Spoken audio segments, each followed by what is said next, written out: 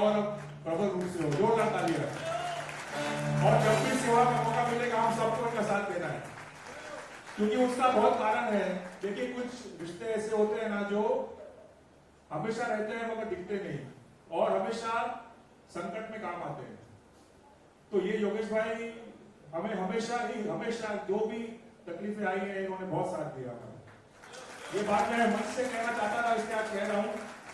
और अभी भी आइए यहाँ आइए।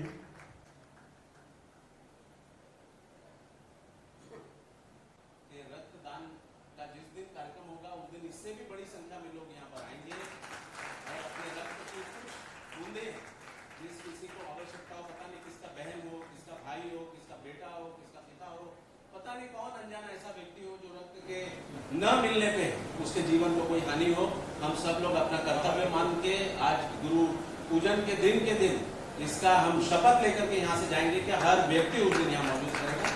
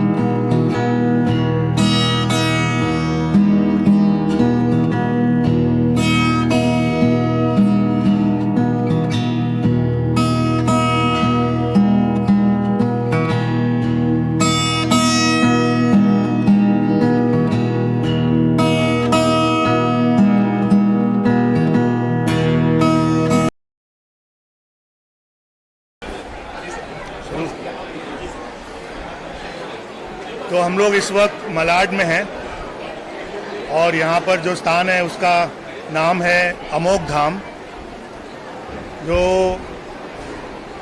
स्वामी श्री सत्यानंद जी महाराज हुए हैं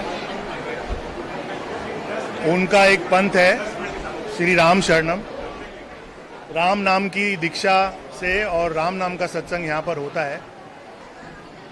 और बम्बई में मेरे दादाजी आए थे स्वामी श्री ईश्वरदास जी महाराज, और करीबन आज से 70 साल पहले यहाँ पर शुरू हुआ था बड़े छोटे से रूप में एक कमरे में, और उस वक्त 2 या 3 व्यक्ति टोटल सत्संग में आया करते थे। उसके बाद आज ये यात्रा है यहाँ पर 70 साल बाद। उनके ब्रह्मलीन होने के बाद गुरुदेव श्री राजेंद्र जी महाराज ने ये सत्संग की बागडोर संभाली है। इस गुरु पूर्णिमा पे उनका स्वास्थ्य अच्छा न होने के कारण वो यहाँ पर सत्संग पर through the live telecast screen पर थे, जैसा आपने देखा होगा। यहाँ आ नहीं पाए। हमें उम्मीद थी कि वो आएंगे, लेकिन क्योंकि स्वास्थ्य बहुत ज़्यादा खराब था, 1.5 महीना हॉस्पिटल में रहे, इसीलिए वो यहाँ पर आज उपस्थित ना हो पाए।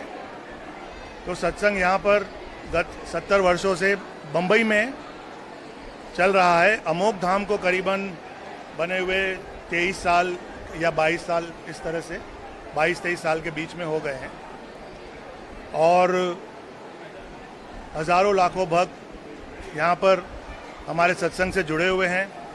राम नाम, राम प्रेमियों का, गुरु प्रेमियों का ये सत्संग है। एक अमृतवाणी की पुस्तिका जो हमारे महाराज जी ने रची है। तो आज हमारे लिए इम्पोर्टेंस इस बात की है कि जिसे कहते हैं इंग्लिश में एनलाइटमेंट, और महाराज जी के टर्म्स में उसे हमने कहा है साक्षात्कार दिवस। उनकी अपनी वाणी है सन 1925 में, सन 1925 की व्यास पूर्णिमा पर, जो कि उस दिन की तारीख थी 7 जुलाई 1925। उसमें प्रातः में जब वो ध्यान लगा के बैठे थे डलहौजी के आसपास, तो उनको उस वक्त एक नाद सुनाई पड़ा जिसमें कि गूंजा उन्हें राम मंत्र। और उससे पहले उन्होंने कई तरह के प्रयोग किए धर्म के विषय में, कई तरह की फिलॉसफीज से जुड़े, कई तरह के धर्म उन्होंने पढ़े, उन्हें जानने की कोशिश की, कई आश्रमों में रहे। उसके बाद उनका जिसे कहते हैं कि ये मोमेंट ऑफ क्लैरिटी और एक परमात्मा का साक्षात्कार हुआ, और उस दिन का दिन है और आज ये समय है। तब से वो राम पंथ शुरू हो गया। एक इष्ट उनके बन गए राम, और राम नाम का उन्होंने पूरा उस जमाने में ज़्यादातर प्रचार उत्तर भारत में किया, और उसके बाद फिर ये प्रचार आज पूरे विश्व में होता है। उसके कुछ समय बाद उन्होंने एक रचना की जो कि अपने आप में एक महाकाव्य राम नाम पर माना जाता है, जिसका नाम है अमृतवाणी।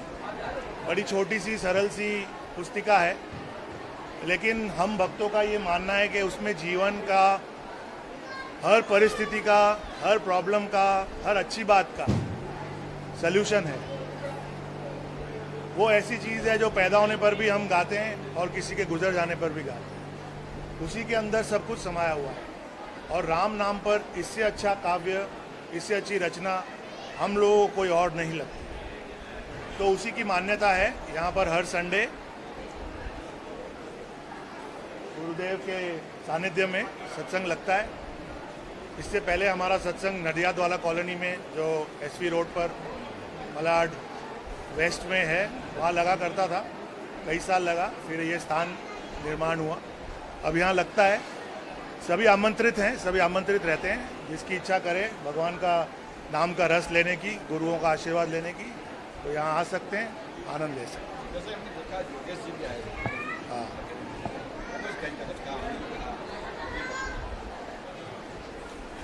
उन्होंने गुरु की महिमा के बारे में बयान किया और ये बताया कि जो धर्म प्रेमी लोग हैं, जो गुरु के भक्त लोग हैं, उनके लिए ये